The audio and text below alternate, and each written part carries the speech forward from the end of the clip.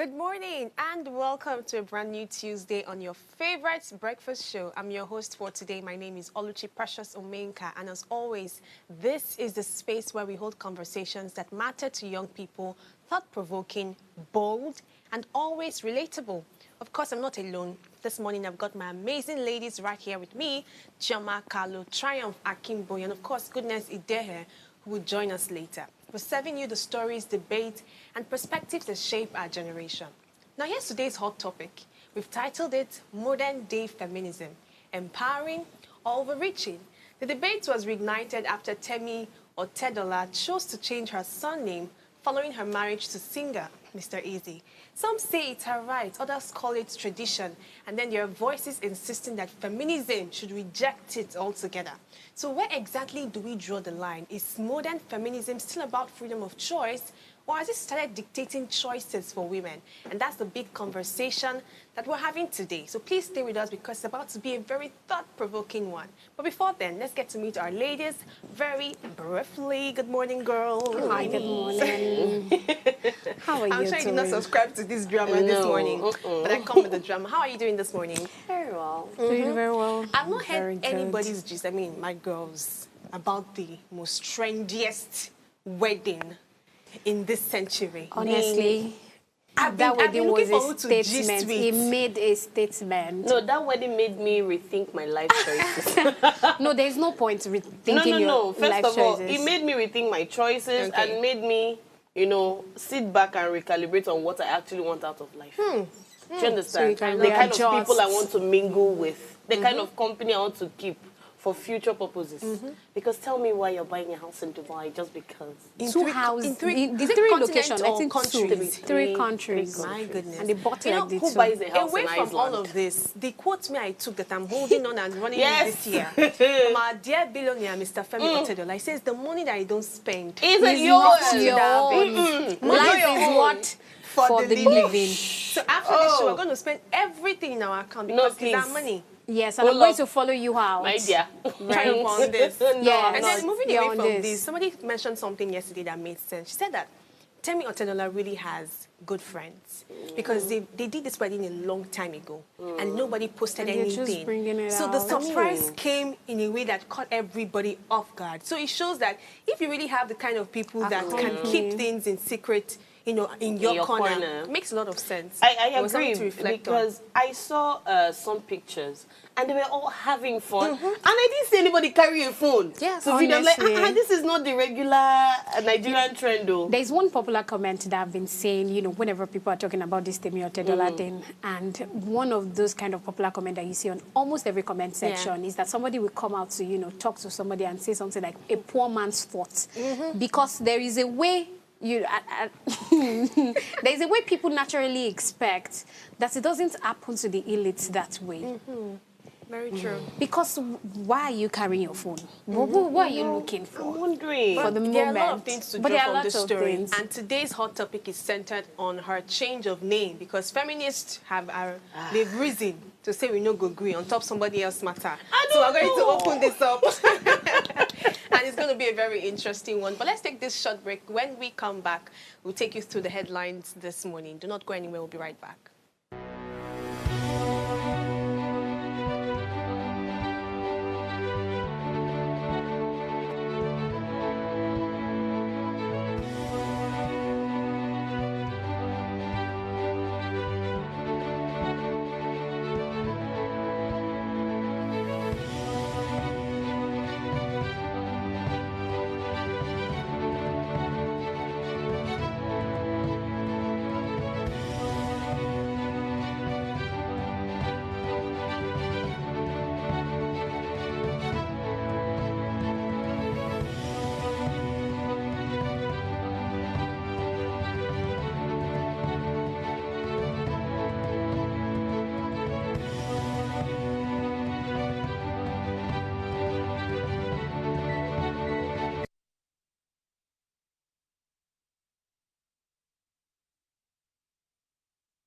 Tell us you're a Nigerian without saying a word.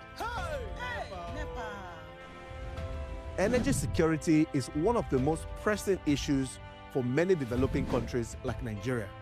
And if there's going to be any meaningful progress, addressing our energy issues is non-negotiable. I need to see light from my house. Make them do something. Band A is expensive. I literally have to turn off all my appliances just to reduce costs. We need light. Introducing the Energy Outlook, your go-to show for everything energy.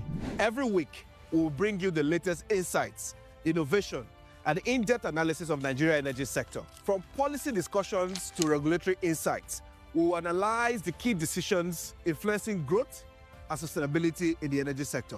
We'll bring you the human stories behind the headlines, giving you a personal perspective on the broader energy challenges. Join me every Friday at 6 p.m. for the Energy Outlook, your guide to the future of energy, where energy means business.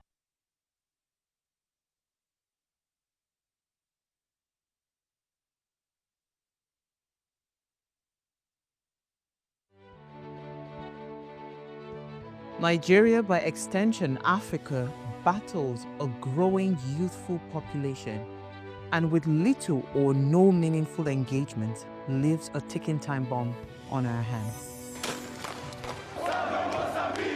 We are a blessed continent with great wealth, both in people and material. Our focus on ways remains driving conversations that affects us all. Topics in the news, social concerns, politics, leadership, governance, empowerment, resource management, conflict management, finance, SME sustainability, technological innovation, food security, health, education, brain drain, our well-being, citizenship, and much more. Our goal is to continuously drive these conversations, keep them burning at the table to effect a positive change, both for our nation and continent. Ways, what are you saying, has a secret ingredient that completes the conversation every single episode, and that ingredient is you. Our past conversations shaped our yesterday. To shape our tomorrow, we must keep talking. So, I want to hear you. Be a part of our live conversations Mondays through Fridays. And let's all have our say.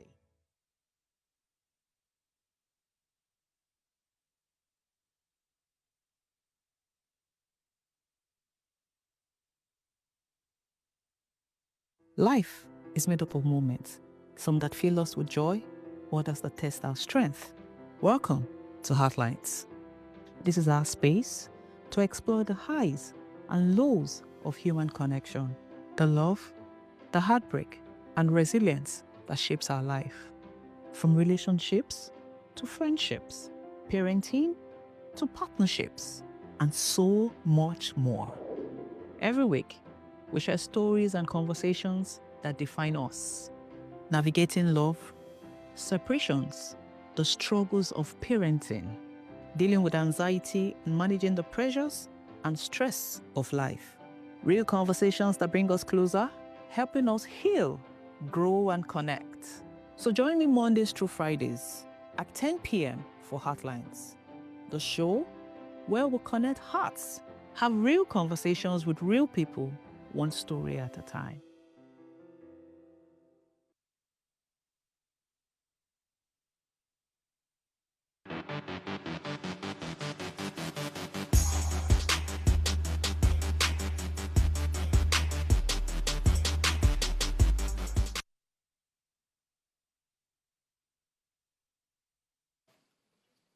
All right, welcome back, valued viewers. What are your thoughts on this historical milestones? We'd love to hear your insight and perspective. Remember, you are the main ingredient in all of our conversations. Our phone lines are open. Please call us on 0702-500-7749 or 0701-424-2420. And if you're yet to subscribe to our YouTube channel, it is at Official Upgrade TV. Click the subscribe button, like, share the link, tune into channel 145 on your GoTV, and be part of what happens on this table. Let's take a look at what's happening across the globe through the newspapers, and we'll be starting with Chioma for the Punch. All right, so stories we have on the Punch. We have Nupeng shuts depots as FG and Dangote talks drag. These people have been dragging this thing for the long, I think, since the weekend. Okay, compensation role may stall 712 billion naira Lagos airport revamp, says Minister Keyamo. This is not supposed to be an excuse to languish our money, but let's move on. JAMB uncovers over 6,000 AI biometric malpractices. I'm going to come back to that. 2027, North rallies voters as South tops pre-registration lists. Osun, Lagos, Ogun lead as online pre-registration hit 3.5 trillion. You know, and I'm really impressed. I'm impressed that more people are, I hope they are not AI people. I hope they are actual people. Then OPS rejects 5% fuel surcharge. TUC threatens strike. And the last story, El Rufai ADC leaders shun police invitation. They were invited last week for some questioning on fraud, and they refused to show up. So I think my story of interest would be JAMB uncovering over 6,000 AI biometric malpractices. I don't know where we're headed to in this country, honestly. I don't understand it, because that means, I don't know. Does it mean that people thumbprinted multiple times for others? The true test of knowledge is really not by exams. As especially different school of thought have said. Yeah, especially here in Nigeria. Because tell me why you will sit in your house.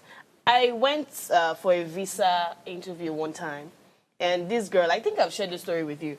And this particular girl, she wanted to go to school in that particular country, and they said, bring your documents. And this girl brought out, I think, 2 NECO results and 1 WAEC. And they asked her, okay, so you wrote NECO twice?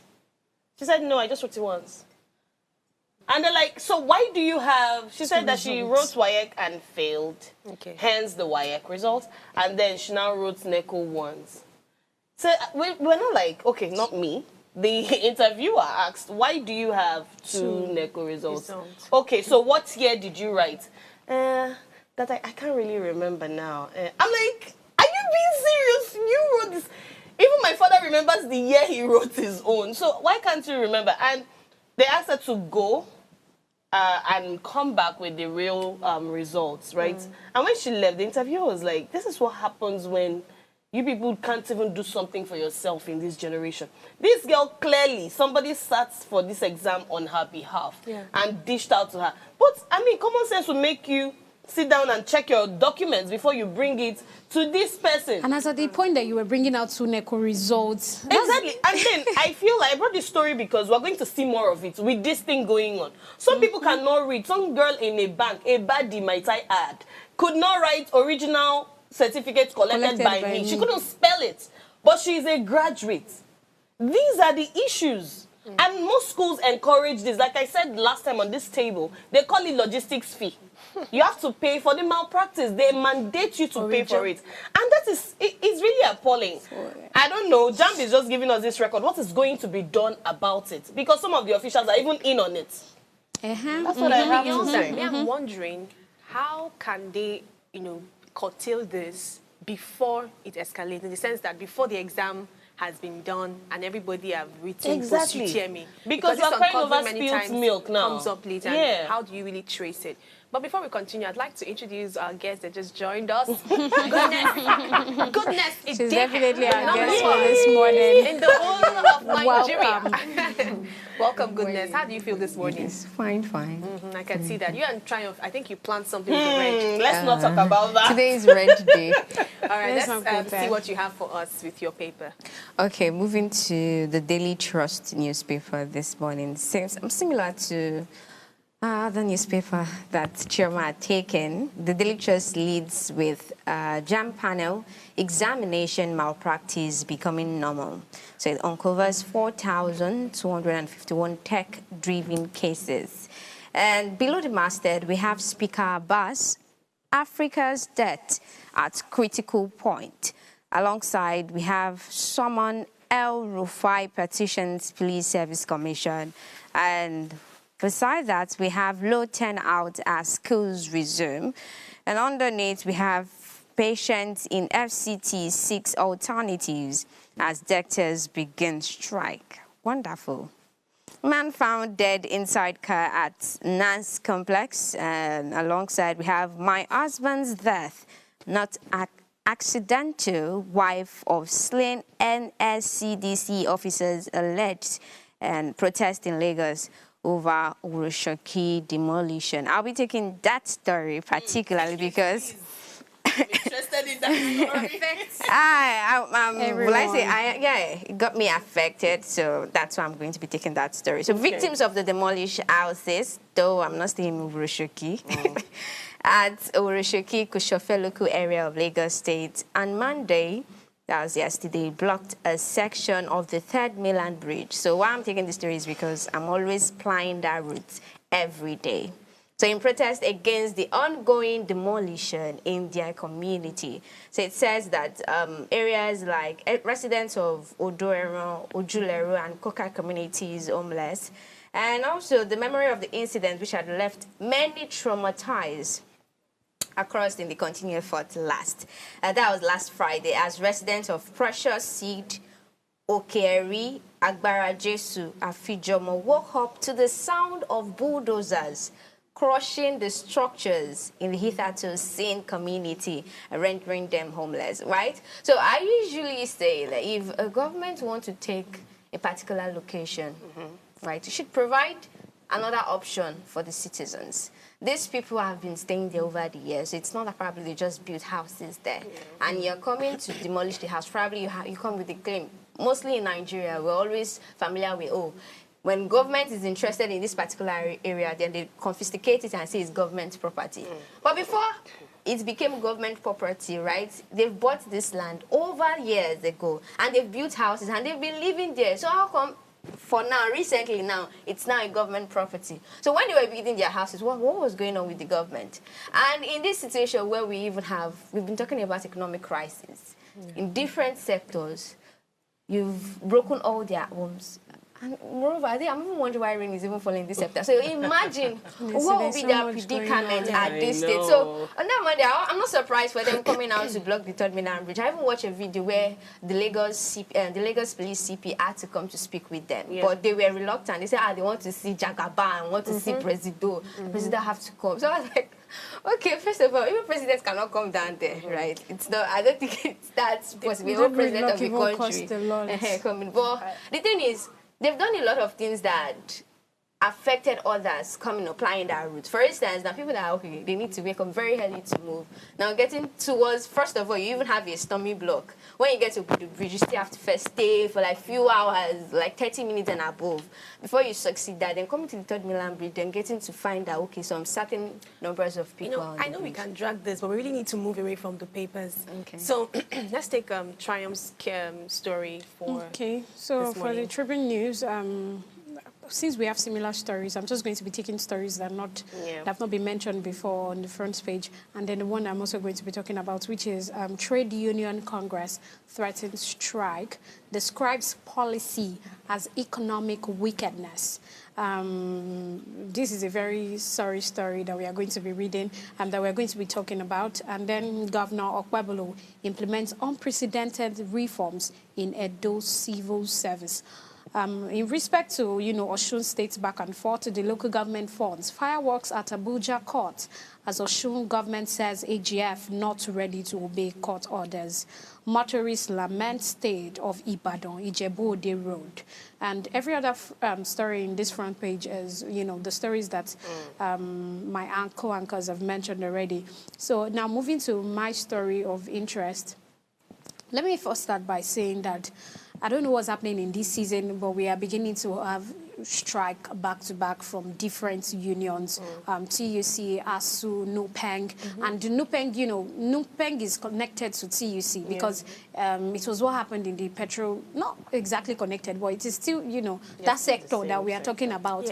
Now, the government come out to say that, they are going to be increasing, they are going to be introducing 5% tax on petroleum products like, petrol, diesel, kerosene. So let's say you're buying 700 naira per liter. That means that if they're adding 5% tax, that means you're going to be getting 35, you're going to be charged 35 naira for 1 liter. And if it goes on, and meanwhile, fuel is not even 700 naira per liter. So we can only imagine what is going on. Now, trade union is coming out to say that no way this is happening because Nigerians are already suffering. There is so much on our desk. There is so much people are having to go through. There's so much people are having to face. Now you are having to add this, and then they are saying that this tax will only make life harder. They call this economic for the citizens, and they should rather focus on reducing people's hardship and not allowing it. Even if you know, tax, everybody should pay tax and all of that. But I really don't know. But I hope it happens well and ends well. Just as expected, the papers this morning has brought different reactions across board from the tax story. I think I saw yesterday that Dangote was imploring his staff members not to join the strike. So different commentaries on that. And then going by the demolition story, I mean, traffic yesterday was terrible. You know, when you mentioned that it's government property, and or it's not government property, there's this rule, I think, that is very general, that every house, every land is owned by the government, apparently. And when it comes to that demolition thing, many times it's due to a failure of due diligence on the part of these people. So what I believe is that there are some, I think the government can be a bit lenient with how they do certain things, especially in areas that are underdeveloped, or with areas that have people that are very average or low-income earners. It's easier when it's somebody that is big or well-made. You can easily give a compensation, or they can easily think of somewhere else to move. But if it's someone around Oroshoki, I know how that area is, and you can imagine the kind of people that are living there. Some of them are still trying to struggle, trying to survive, and you're demolishing their houses with no option. Do you get? So I feel like if they can... And if they are more proactive, because there are some certain areas that you shouldn't build on normally, even from the start. But unfortunately, this is not a country where they can project ahead. I was watching a video of somebody who was like on a flight, no pictures, like pictures. He took a picture of how Lagos looks like and then how Abuja looks like. This is something that's planning. If you can plan ahead, you're able to avoid some of these things. Also, if they did their due diligence by asking where the channels pass, right? That's why I wanted to add that, you see those big people that you say, okay, they can demolish those big people. I'm not saying they can. I just feel like they should be more lenient with these they other can people. handle it better than people who are low-income earners. The big people do their due diligence. That's why they are almost not... Sorry, I just want to chip in this. We can stretch this. I know, but we really need to move. I think we can revisit this tomorrow because there are a number of things to look in this area. So our dearest viewers, we'll take a short break. When we come back, we're heading straight to our hot topic for today. Stay with us. We'll be right back shortly.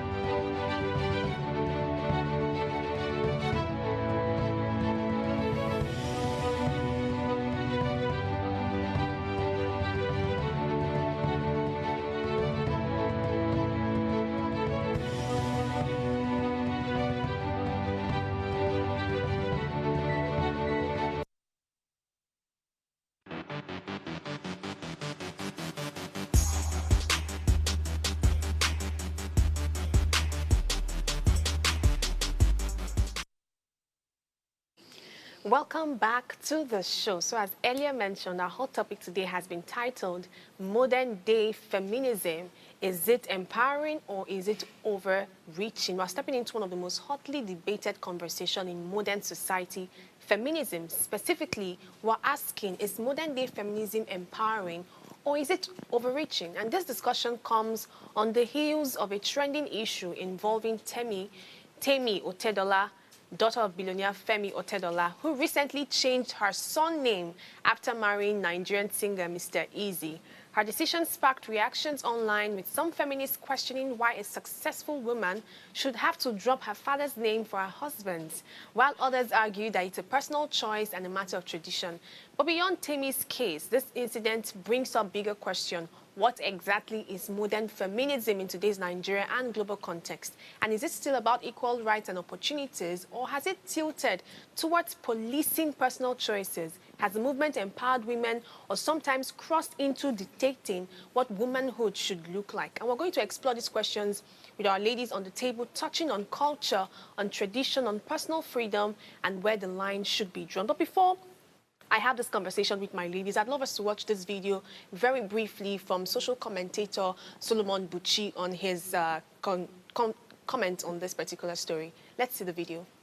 Bitter, angry, single, lonely, demonic feminists are boiling at the fact that Temi Otedola, now Mrs. Temi Ajibade, changed her name following her luxury wedding. I've told you all that modern-day feminists are the most confused set of people ever. Look at these young girls, angry at the fact that a married woman changed her surname. They want to save her from the patriarchy. They haven't even saved women in their families. They haven't even saved women in their village. But they want to save women they don't know from patriarchy because she changed her name willingly. By the way, we're talking about a billionaire's daughter who probably went to one of the best schools, very exposed, well-traveled, and feminists are so angry. They are boiling. If it was a poor woman who has to depend on the guy, they will call the guy a misogynist. You've manipulated her into changing her name. Now is the billionaire's daughter, who we can see she's well brought up, and they are still angry. I've told you guys that these feminists are daughters of Jezebel. They are daughters of Satan, who get so mad at everything that unites families. If you check, a lot of them are single, frustrated, lonely, and probably have one dog or cat and a tired vibrator. Feminism is all about women's choices until women make choices they don't like. Again, this is a good day to remind you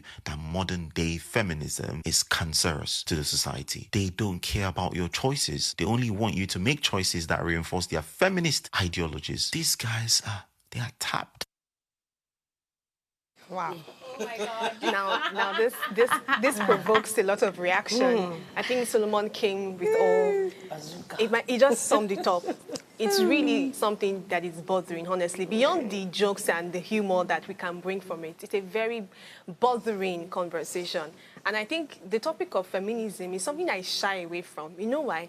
Because I feel like it's been thwarted so many times. So a woman, every woman, I believe, ought to claim to be a feminism, ought to claim to be a feminist.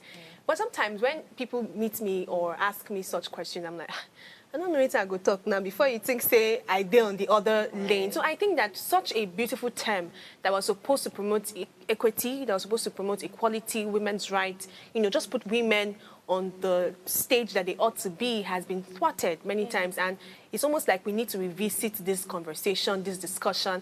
And of course, Temi Otedola's case, the recent one, has brought a number of things. So he was actually reacting to a particular post online, some really bitter women. There are bitter people online. Yeah. Some really bitter women came up to say, oh, what's this? I know feminists, they have this beautiful way they can put their languages and their English together, and it was like, it was making sense to them, but it was coming from a place of bitterness. So I think my first question to you all, even as you react to Solomon Buchi's video, is what do you think feminism mean in today's Nigerian context? I mean, why has that word itself so changed? Let's even start from there. So, I was looking into what's feminism, because I really want to get to this thing, what feminism actually means. And feminism is you actually wanting equal rights when it comes to maybe social standing, political standing, finance, in whatever regard. That, as a woman, you're not put behind, or you're not being taught about that, oh, you can't do this, or it is not meant for women. Now, if I look at that definition against what people actually doing presently, there are two different things. And also looking at, taking surname. I mean, taking surname. Now, taking surname, the surname of your husband, you saying that, oh, I am getting married, and then I am taking the surname. The interesting thing about this conversation that we are all ladies on this table.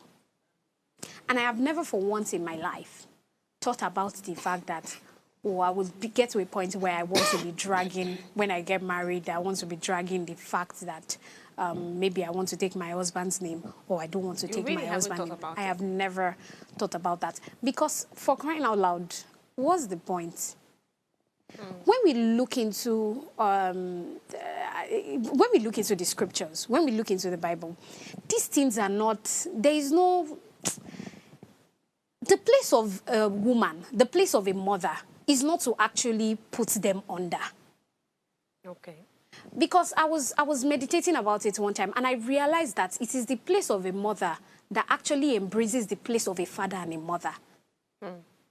So you don't think that, as a woman, there's already a problem where you start feeling like, oh, I'm a woman, I'm not able to do anything. No, it's not that way.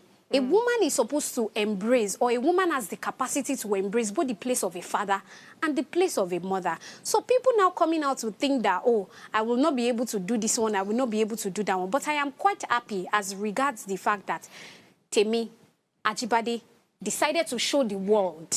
Like, because if she had not taken that, then quite the number of persons would have followed that same thing and turned that into their standard. You know, I think... Let me hear what Chama has to say. Yeah.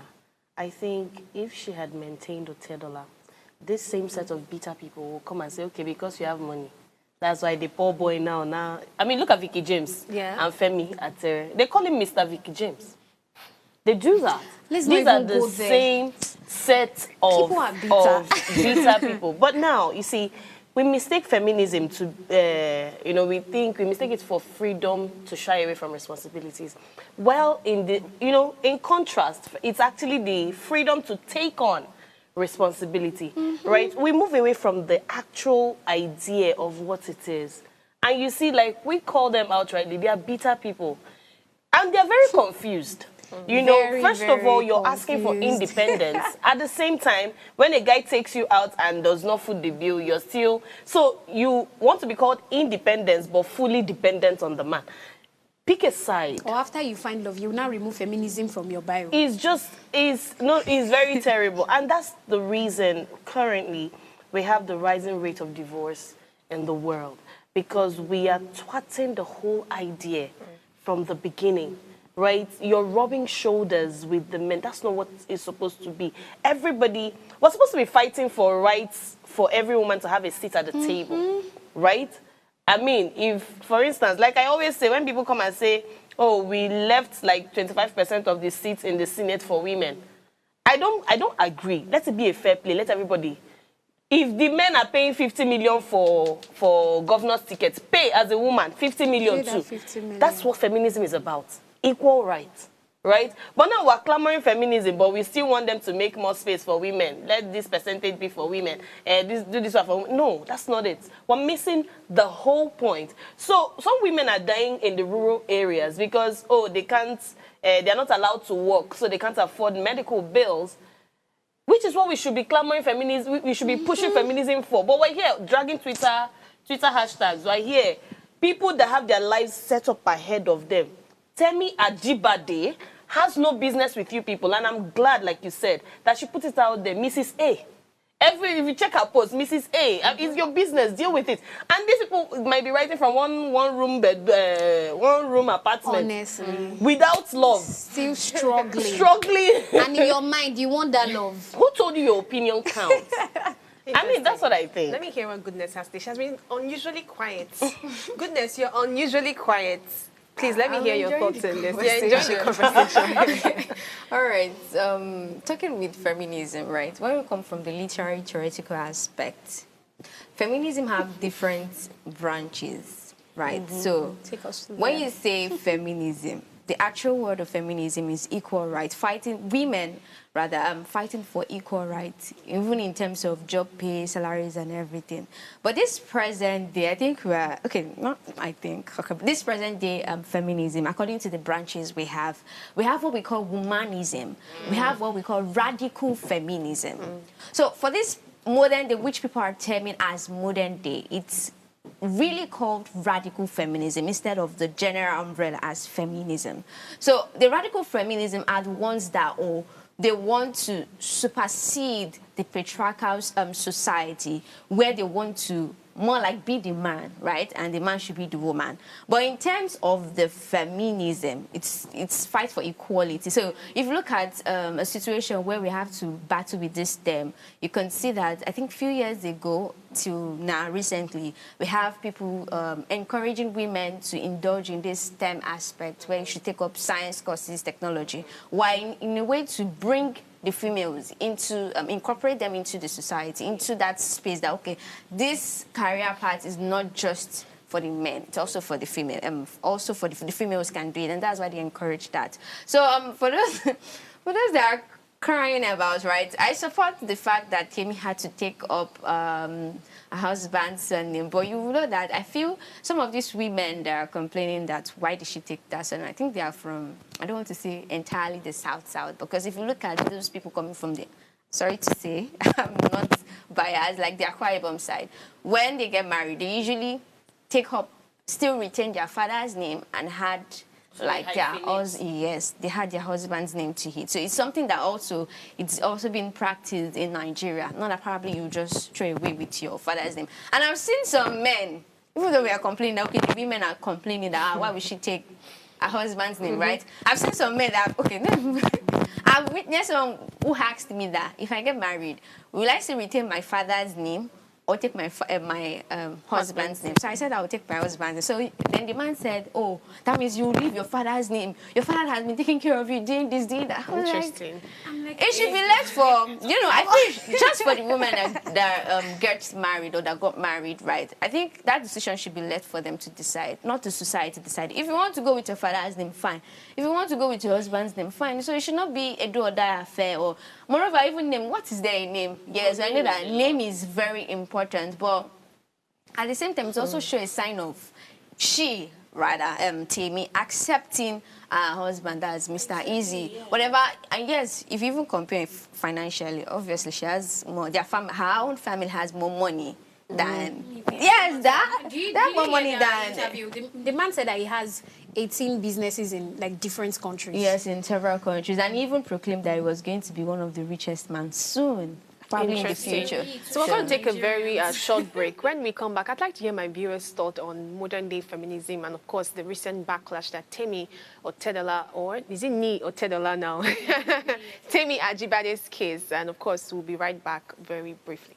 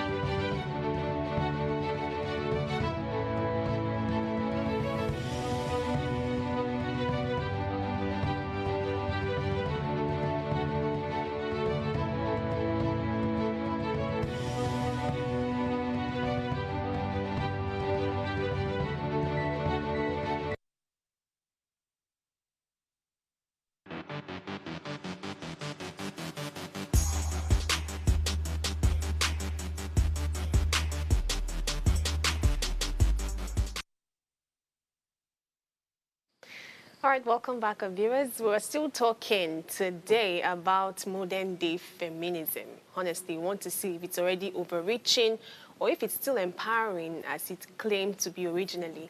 And of course, I've been having this conversation with my wonderful ladies. Today, I actually feel like taking the backseat to just even hear what people have to say. Because see, with feminism, it's a discussion that actually gets me tired. Because I'm like, why do we just go back and forth with all of these things? Why do we thwart something that is so beautiful? And then I was now thinking about a very popular feminist that I love. In fact, Chimamanda Ngozi Adichie. Now, let me tell you something about Chimamanda Ngozi Adichie.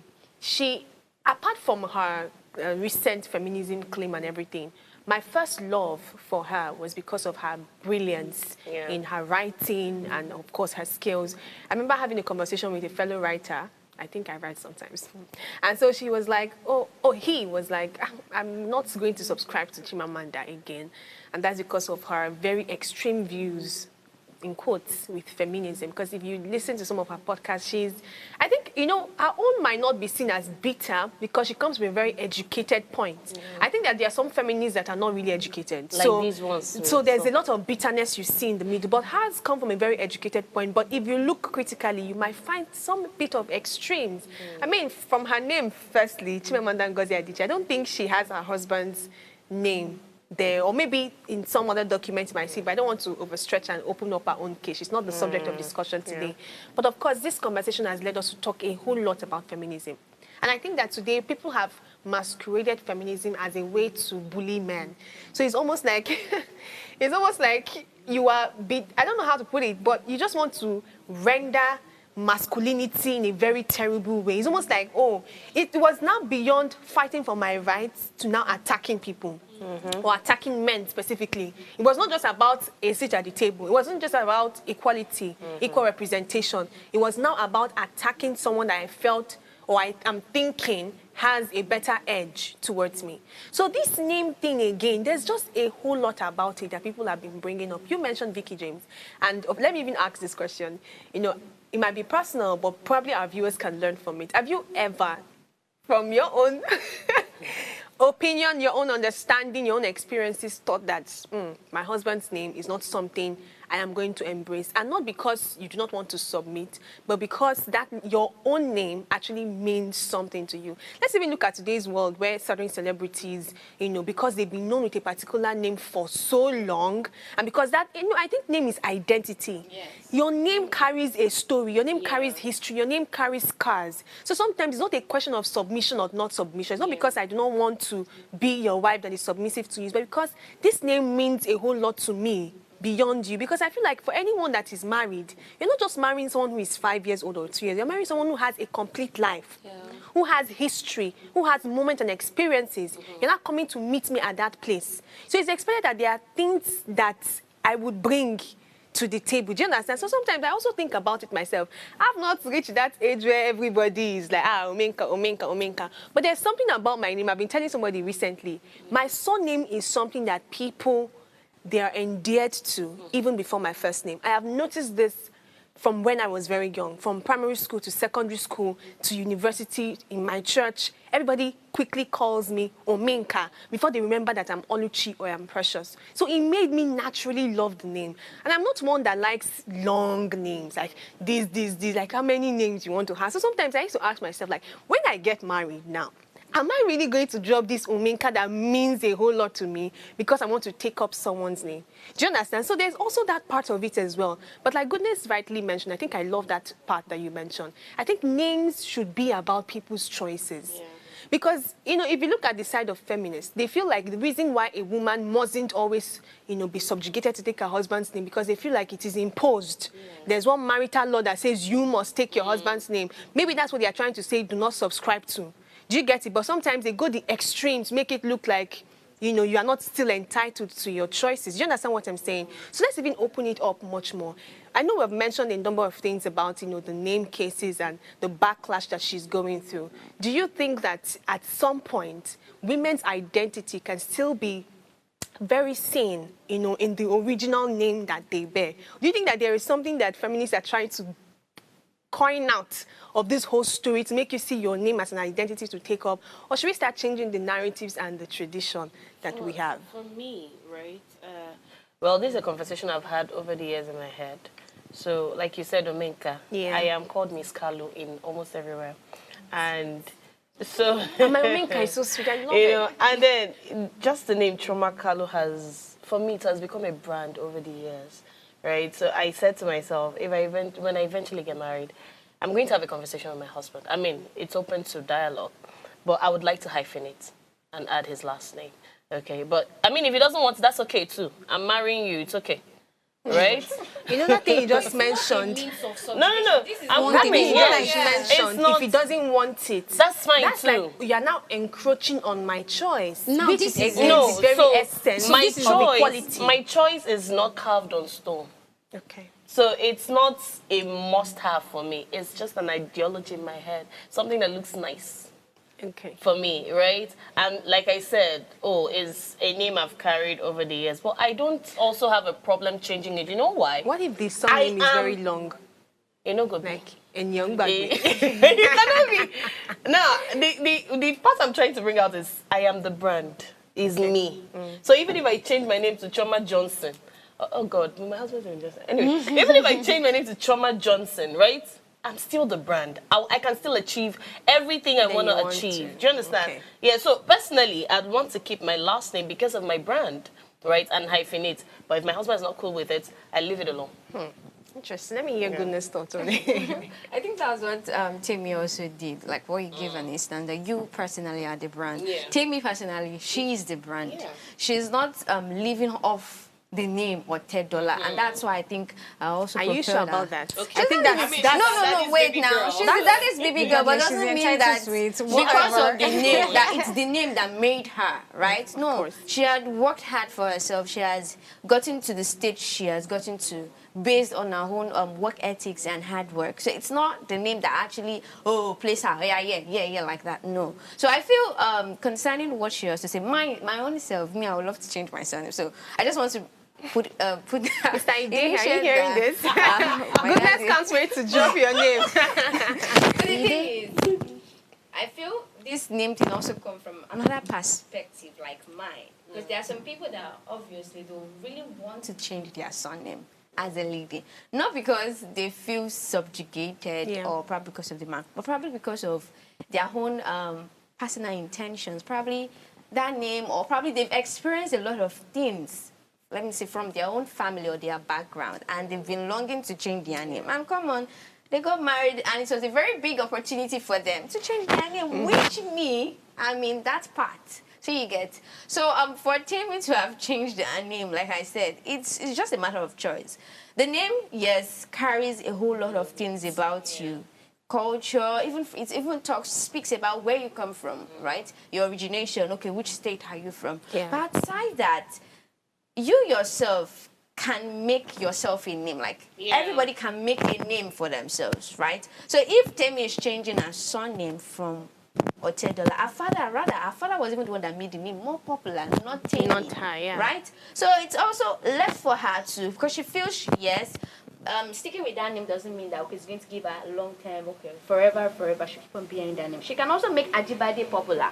That's just the truth. That's the truth. She can also make Ajibade more known there. Making a statement. Yes. I love that. And also the father has even stated, so we can't tell. In 5 years to come, probably Otadela will not be reigning. Exactly. Ajibade will be reigning.